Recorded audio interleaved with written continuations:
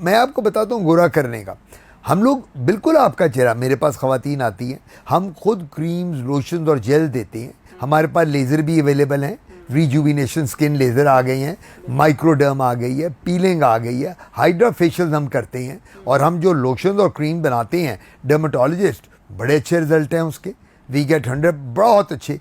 जो डीप होती है, जैसे एक खातून है, उसके 3-4 बच्चे हुए और वो सी सेक्शन के साथ हुए, 1-2 उसकी मिस कैरेजेस हो गई, अबॉर्शन हो गई, उसका डीप मेलाज़मा होगा। मेलाज़मा किसे कहते हैं? जब बटरफ्लाई रैश चेहरे पे बन जाता है, छाइयाँ, उर्दू में छाइयाँ भी कहते हैं, उन लोगों के लिए ज़रा प्रॉब्लम आती है कि जी ये बार बार, लेकिन वो भी ठीक हो सकती हैं। फिर हम क्रीम देते हैं। अच्छा, गोलियां, टैबलेट्स भी मार्केट, अच्छा जो ग्लूटाथियोन की टैबलेट्स हैं उनकी कोई साइड इफेक्ट नहीं। अच्छा, आप टैबलेट फॉर्म में ग्लूटाथियोन ले सकते हैं, लेकिन आईवी इंजेक्टेबल आपने नहीं लेना, ये यानी एफडीए कहती है, हम तो जो जहाँ से ये अप्रूवल होती है तो वो कहते हैं।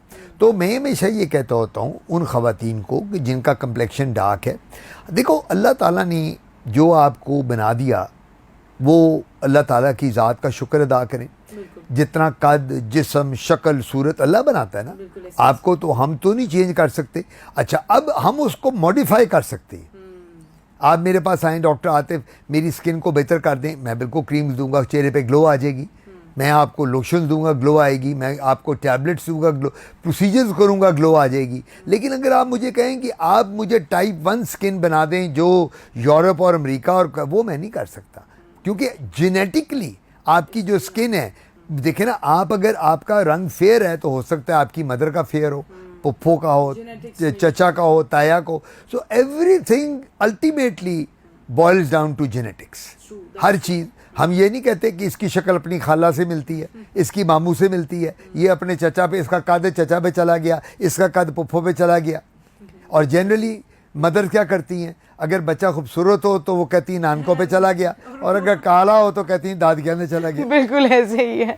बट सर, जिस तरह से हम बात करते हैं गोरे होने की, अगर हमने बात की है कि मतलब बहुत सारा ज़्यादा लोगों में, आपने बड़ा अच्छा क्लियर कर दिया कि ग्लूटाथियोन की जो टैबलेट्स हैं that can be taken, but in terms of injectables it's still not approve from FDA, and I think that is so important for all of you to know कि क्या हो सकता है, क्या नहीं हो सकता। ये तो बिल्कुल इसी तरह से हम खुद मार्केट से खरीद कर हम खाते जा रहे हैं, और स्लो पॉइजनिंग करने के बाद में हम डॉक्टर्स को कहेंगे।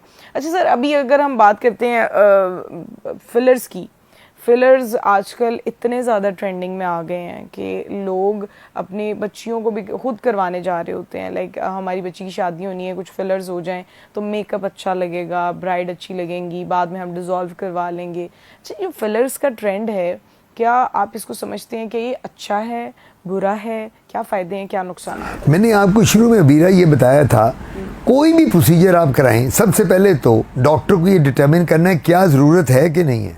ज़रूरत है कि आपने देखिए क्वैक्स के पास प्रॉब्लम आजकल क्या, अताई डॉक्टर जिन्हें अंग्रेजी में क्वैक्स कहते हैं, ये पूरी मार्केट में बैठे हैं। अब मुझे आप ये बताएं, ब्यूटी क्लिनिक्स की जो लड़कियां बैठी हैं, ब्यूटी सैलून्स और पार्लर्स में, इनका क्या काम है? ये फिलर करें, बोटॉक्स करें, PRP करें, ये लेज़र करें, ये माइक्रोडर्म करें, क्यों करें? अब मेरे पास आप आती हैं, डॉक्टर साहब मुझे ब्राइड बना दें, आप मेरा ब्राइडल मेकअप कर दें, तो मैं आपका, मेरी जॉब तो नहीं है। मैं आपको क्या कहूँगा, बेटा मेरी जॉब ब्राइडल मेकअप नहीं है। I am not a beautician, I am not a person who is working in a salon. अच्छा, आप मुझे कहें डॉक्टर आते मुझे मैनिक्योर पेडिक्योर कर दें, मेरी जॉब नहीं है। बालों की स्ट्रीकिंग कर दें, मेरी जॉब नहीं है। हर बंदे को उसकी जॉब करनी चाहिए। अब मैं ये कहता होता हूँ, जो आपने बात की है, सबसे ज़रूरी जो बात है कि जब आपने अपने डॉक्टर, जो क्वालिफाइड डॉक्टर है, उसके पास जाना है और उससे जाके फिलर्स की बात करनी है। अच्छा, फिलर्स का ट्रेंड क्यों ज़्यादा आ गया, मैं आपको बता देता हूँ। फिलर्स का चक्कर ये है कि आजकल जो लिप्स बड़े स्लीक होते हैं, तो वो बच्चियां चाह रही हैं जी अपर लिप या लोअर लिप को बाहर यानी फिलर लगा के तो इसको एलिवेट किया जाए। एक ये ट्रेंड हमारा चल रहा है सोशल मीडिया पे भी। उसके बाद उसके अलावा क्या हो गया, उसके अलावा ये हो गया कि फिलर्स हमने स्किन में भी लगाने हैं। अच्छा, लेकिन एक बड़ी इंपॉर्टेंट बात करने लगा हूँ, ये वन टाइम प्रोसीजर नहीं है। अच्छा, हाँ, यानी लोग बिल्कुल कोई भी procedure, botox, fillers, PRP, hydra facial, threads, exosomes, no procedure is one time. ये एक दफ़ा आपने स्किन छिड़वा ली, बस आपको फिर पक्का कस्टमर बनना पड़ेगा हमारा। अच्छा, यानी कि ये जो बड़े बूढ़े कहते हैं, फैमिलीज अम्माएं बहुत सारी कह रही होती हैं कि एक बार अपने चेहरे पर हाथ लगवा लोगे उसके बाद लगवाते ही रहना पड़ेगा। बिल्कुल, वो जो बड़े बूढ़े कहते हैं बिल्कुल बात उनकी ठीक है। और ये फिर एक दफ़ा क्या होता है, बेचारे वो खामिन वो फंस जाते हैं जिनकी बेगमात उन्हें कहती हैं अब 6 महीने हो गए फिर 50,000 दे दो, 3 महीने हो गए मैंने फिर प्रोसीजर करना है 80,000 दे दो। और अब वो जो एक्सोसोम्स है उसका तो 1.5 लाख रुपए का एक प्रोसीजर है बालों के लिए। तो अब तो चीज़ें जो है ना, तो एक दफ़ा प्रोसीजर जब आपने शुरू करा लिया तो ये बात याद रखनी है कि that procedure would be there virtually till the time you are alive. ये आप उसको छुटकारा नहीं मिल सकता। अच्छा सर, अभी हमने कुछ 1-2 केसेस देखे हैं। अगर हम बात करें टीवी इंडस्ट्री की, मीडिया इंडस्ट्री की, तो कुछ हमसाया मुल्क में भी 1-2 ऐसी अमवात हुई हैं यंगस्टर्स की, यंग लेडीज़ की, जो एंटी एजिंग ट्रीटमेंट्स ले रही थी और उसकी वजह से उन्हें कार्डियक अरेस्ट हुआ है, जिसकी वजह से एक क्योस सा जो है वो इंटरनेट पे बहुत ज़्यादा मचा हुआ है। शेफाली बग्गा की जो डेथ हुई है, and she was on anti ageing supplementation, और जिस दिन उन्होंने ली वाइल फास्टिंग उनकी डेथ हुई with cardiac arrest. So do you actually have face so many people around you like that? क्या ख़वातीन को या मर्द हज़रात को एंटी एजिंग ट्रीटमेंट लेने से पहले सोचना चाहिए और they can cause death or not? Very important question.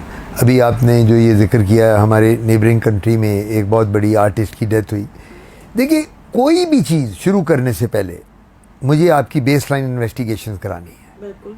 मुझे आपकी टोटल जितने भी है ना, वो जब तक मैं आपकी सारी रिपोर्ट्स और टेस्ट ना करवा लूँ मुझे शुरू नहीं करनी चाहिए। और ये जो एंटी एजिंग टैबलेट्स हैं, जो पिल्स हम देते हैं, ये कोई चॉकलेट्स या कैंडीज नहीं है कि आप खाती हैं चबाती हैं तो पता ही नहीं चलेगा, बड़ा मज़ा आएगा and you are having fun. हर पिल के साइड इफ़ेक्ट्स होते हैं, किस डोज में लेनी है, कितनी लेनी है। और अब मार्केट में इंजेक्शन हैं, ओजेम्पिक है, मंजारो है, क्रिसेंडो है, बहुत इंजेक्शन आ गए, लगाते हैं लोग, उसके साथ बहुत कॉम्प्लिकेशन। अब मेरे पास औरतें आती हैं, डॉक्टर साहब मैं बहुत हेवी हूँ और मैं तो अपना वज़न कम करना है, मैंने सुना जी ओजेम्पिक मंजारो के इंजेक्शन लग रहे हैं, और वो खुद नहीं, वो सब क्यूटेनियस लगाते हैं इंसुलिन सिरिंज के साथ, जिस तरह लोग इंसुलिन लगाते हैं। लेकिन ये बात याद रखनी, इन सब चीज़ों के साइड इफ़ेक्ट्स हैं। आपने जब तक अपने आप को टोटली इन्वेस्टिगेट नहीं करना, आपका ब्लड प्रेशर, आपकी शुगर लेवल, आपके liver function test, renal function test, जब तक ये नॉर्मल नहीं होंगे, आपकी विजन। अभी मैं देख रहा था कि कुछ इंजेक्टेबल पेशेंट्स में जिन्होंने लगवाई हैं फॉर रिड्यूसिंग वेट, उनकी विजन लॉस हो गई है, एक आंख से उनकी बिनाई चली गई है। हाँ, विजन लॉस हो गया है, विजन लॉस उनकी हुई है, एक आंख की बिनाई चली गई है। तो इस वजह से जो आपने बात की है ना, ये वाली, इसकी ये एंटी एजिंग पिल्स की और ये वाली, जब तक सबसे पहले बात तो ये है, you must consult your endocrinologist. Endocrinologist जो होता है ना, ये इसका काम होता है। एंटी एजिंग पिल्स लेने के लिए वो आपको पहले देखेगा, आपको थायराइड का एग्जामिन कराएगा, आपकी शुगर लेवल कराएगा, आपके ब्लड के फंक्शन कराएगा। फिर आपने अगर अपने आप को ओजेम्पिक के या मंजारो के इंजेक्शन लगवाने हैं, you must consult your gastroenterologist और उससे बात करें कि वो आपको देखे, आपकी सिस्टम को पूरे को वैल्यूएट करे, आपको एसिडिटी तो नहीं है, आपको गैस्ट्रिक अल्सर तो नहीं है, आपको अल्लाह ना करे कोई अल्सरेटिव कोलाइटिस तो नहीं है, क्रोन्स डिजीज़ तो नहीं है। सो ये सारी चीज़ें देखें। एक बात याद रखें, कोई भी प्रोसीजर कराना हो, जो इंटरवेंशनल की बात मैं कर रहा हूँ, नॉन इंटरवेंशनल की बात नहीं कर रहा, इंटरवेंशनल प्रोसीजर्स आपको बेस लाइन इन्वेस्टिगेशन सब करवानी। ट्रू, उसके लिए बहुत इंपॉर्टेंट है। अच्छा सर, बहुत सारे लोग जो हैं PRPs के लिए भी खुद से आ जाते हैं और खुद से ही कह देते हैं कि हमने देखा था इंटरनेट पे कि हमें फेस की PRP करवानी चाहिए, हमें बालों की करवानी चाहिए, अंडर आई PRPs करवानी चाहिए। How important is for any doctor to educate people about it? देखिए, PRP जो है ना, इससे क्या बनता है, प्लेटलेट रिच प्लाज्मा। आपका हमने ब्लड ड्रॉ किया 20 ml के करीब आप ही का, उसको हमने सेंट्रीफ्यूग किया, उसमें से कोई 10 to 12 ml प्लेटलेट्स निकल आए और उसको हमने इंजेक्ट कर दिया आपके स्किन में। अगर पिट्स और स्कार्स हैं, चिकन पॉक्स के बाद, एक्नी के बाद, वो जो खड्डे और गड़े पड़ जाते हैं, या सर में अगर आप यंग एज में हैं, एट योर एज, इस एज ग्रुप में, तो हम उसमें सर में वो इंजेक्ट करते हैं। महीने बाद एक सेशन होता है, 5-6 सेशन में अबाउट 70-80% रिकवरी हो जाती है। ये तो बिल्कुल नोन है और इसके साइड इफेक्ट्स कोई नहीं अच्छा, होते। पीआरपी के कोई साइड इफेक्ट्स नहीं क्योंकि अगर ऑथेंटिक लोगों से अगर ऑथेंटिक के पास आप आएंगे, अगर आपका प्रॉपर डॉक्टर क्वालिफाइड है, और डॉक्टर क्वालिफाइड कौन होता है? जिसने ये काम करने हैं। Number 1 dermatologist, number 2 plastic surgeon. अब देखिए ना, मैं एक डॉक्टर हूँ, आप एक डॉक्टर हैं, आपके और मेरे पास अभी एक औरत आए, कहे मेरी डिलीवरी कर दें अभी, ना आप कर सकती ना मैं कर सकता हूँ। No doubt we are doctors, हमने पढ़े हुए, हमने एमबीबीएस किया हुआ है, एंड हमारी डिग्री पे क्या लिखा होता है? एमबीबीएस की डिग्री पे we bachelors in medicine and surgery. And जब हमें डिग्री मिलती है और जब पीएमडीसी के रजिस्ट्रेशन, तो उस पर क्या लिखा होता है कि we can only practice these specialities जब तक हमने स्पेशलाइज ना किया हो। अब होता यह है कि इसी वजह से मैं अपने मरीज़ों को ये कहता हूँ कि हम लोगों को वो काम करना है जिसके लिए हमने स्पेशलाइजेशन की हुई है। मेरे पास कोई मरीज़ आते हैं, डॉक्टर साहब आपको स्किन एलर्जीज को डील, मेरा फ्लू बहुत होता है, नाक भी गला भी बंद होता है। मैं कहता हूँ जी मेरी ये फील्ड नहीं। डॉक्टर साहब नहीं, आप स्किन के एलर्जी के डॉक्टर हैं। मैं कहा मैं एलर्जी स्किन की करता हूँ, go to an ENT doctor. अच्छा, ये लोगों को समझना बहुत बहुत ज़रूरी है कि हर डॉक्टर जो है, definitely GPs are totally different, but जब आप स्पेशलाइजेशन की तरफ आ जाते हैं तो you are totally a different doctor now. आप हर मतलब लोगों को ये भी एक सर बड़ा कॉन्सेप्ट है, मैं चाहूँगी आप क्लियर करें। लोगों को लगता है कि अगर कोई एक डॉक्टर है, ऑर्थोपेडिक सर्जन है, तो he should know everything about rheumatology. अगर रूमेटोलॉजिस्ट है तो उसको 100% पता होना चाहिए what is about skin morphology, और डर्मेटोलॉजिस्ट हैं तो उन्हें पता होना चाहिए गायनेकोलॉजी, बिकॉज डॉक्टर तो हम बने ही है ना, उनकी ये थॉट होती है। तो मैं लोगों की जनरल अवेयरनेस के लिए ज़रूर चाहूँगी आप ज़रूर बताएं that when you are doing a specialization you are a doctor but for that certain field. हम हर चीज़ के अकले कुल नहीं हो सकता कोई डॉक्टर भी। बिल्कुल आपने ठीक कहा। देखिए जीपी जो होता है ना, जनरल फिजिशियन, जो प्राइवेट प्रैक्टिस जीपी की करते हैं, उनके पास तो ये जाते हैं, और जीपी का काम होता है कि दवाई वर्चुअली दे के और फिर रेफ़र कर दे टू द स्पेशलिस्ट। अब जो आपने बात की, अब मेरे पास लोग आते हैं, डॉक्टर साहब मेरी आंखें लाल रहती हैं और मेरे नाक से पानी और आंखों में ख़ारिश रहती है, मैं तो आपका नाम सुन के आया हूँ, बहुत नाम है, मैं तो कोई 600 किलोमीटर से एलर्जी को। अब मैं आंखों की एलर्जी को डील नहीं करता, कंजंक्टिवाइटिस मेरा काम ठीक करना नहीं है, आई की एलर्जीज को काम ठीक, मैं फिर उनको कहता हूँ गो टू एन ऑफ्थल्मोलॉजिस्ट। नाक गला खांसी है, go to an ENT surgeon. अब लोग आते हैं, डॉक्टर साहब मुझे दमे की तकलीफ़ है, मेरा सांस जो है, मुझे ये पोलन जब होती हैं, डस्ट पोल्यूशन के साथ बढ़ जाता है, मैं कहता हूँ मेरा काम नहीं, गो टू ए पल्मोनोलॉजिस्ट। मैंने तो देखिए, हम लोगों को ये जो एक एथिकल प्रैक्टिस है ना, हमें उसको फॉलो, वो हम लोग क्या करते हैं, हम हर चीज़ को समेट लेते हैं। एक बात याद रखें, अल्लाह ने जो रिस्क आपके नसीब में लिखा है वो आपको मिलने है। ये कुरान पाक में, हम मुसलमान हैं, हमारा ईमान है कि जो मुझे मिलना है मुझे मिलना है, 2 वक्त की रोटी मैंने खानी है, मुझे मिलनी है, जो आपको मिलना है वो मिलना है, ना इससे ज़्यादा मिलना है ना इससे कम मिलना है। हाँ हाँ, तो अब अगर मैं बैठ के ये काम करूं कि मैं गायनी को भी ट्रीट करना शुरू कर दूं, उसके अलावा मैं न्यूरोलॉजी को भी ट्रीट करूं, मैं न्यूरो सर्जन भी बन जाऊं, आता मुझे सब कुछ है, ये नहीं मैं बता सकता हूँ, लेकिन मेरा काम ये नहीं है। मुझे मेरे वालिद अल्लाह बख्शे गुलाम शबीर साहब कहा करते थे, एक बात याद रखो। मैं कहा क्या डैडी? कहते थे बेटा don't run after the money, let the money run after you. वो कहते थे कि बेटा तुमने पैसे के पीछे नहीं भागना, काम से काम रखो जो अल्लाह ने दिया है, पैसा खुद तुम्हारे पास आएगा चल के।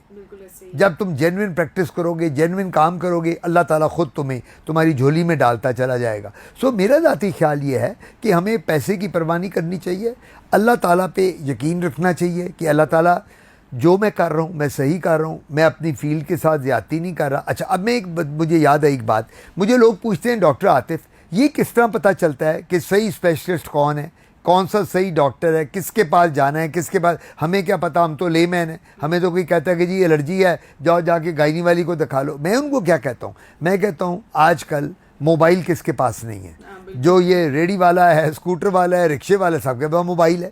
आप मोबाइल पे सिर्फ सर्च करें गूगल पे कि आपके एरिए में अगर मैदे की तकलीफ़ है तो कौन सा बेस्ट डॉक्टर है, आपको जल्द की तकलीफ़ है कौन सा बेस्ट डॉक्टर है, आँख वाला कौन है, ईएनटी वाला कौन है, सर दर्द का कौन सा है, यानी आपको हर डॉक्टर मिल जाएगा। और वो लोग जिनको नहीं पता इन चीज़ों का, वो मेडिकल कॉलेजेस जितने भी बने हुए हैं वहाँ सारे डिपार्टमेंट मौजूद होते हैं। उन डिपार्टमेंट में प्रोफेसर, एसोसिएट, असिस्टेंट जो उसके हेड्स होते हैं मौजूद होते हैं। आप वहाँ जाके दिखा लें। और उन सरकारी अस्पतालों में तो खाली पर्ची फीस है 200 रुपए की, बाकी तो आपको दवाइयाँ भी कई दफ़ा फ्री मिल जाती हैं। तो मैं ये कहता होता हूँ कि अब प्रॉपर डॉक्टर ढूंढना, क्वालिफाइड डॉक्टर ढूंढना कोई मुश्किल नहीं है। आपने गूगल पे जाना है, सर्च करना है, लेट्स से मेरा नाम आतिफ काज़मी है, मुझे आपने सर्च करना है, गूगल पे जाएं, आतिफ काज़मी, डॉक्टर आतिफ काज़मी लिखें, मेरे पास पहुंच जाएंगी। डॉक्टर अबीरा हैं, डॉक्टर अबीरा प्रैक्टिस करती हैं, गूगल पे डालें डॉक्टर अबीरा, डॉक्टर अबीरा के पास आ जाएंगी। सो गूगल ने आपकी ज़िंदगी को समेट दिया है। तो अब आपको बिल्कुल इधर उधर जाने की ज़रूरत नहीं है। Just go to the Google, put the doctor's name and you will reach there. और बहुत सारे लोगों सर ऐसा लगता है अगर किसी डॉक्टर का नाम गूगल पे नहीं आ रहा, वैसे ऑल दो आता है आजकल, मैं समझती हूँ कि जिसका नाम गूगल पे नहीं आता मैं वही तो डाउट में हम जी, पड़ डाउट जाते में हैं कि वो वाकई क्वालिफाइड है भी कि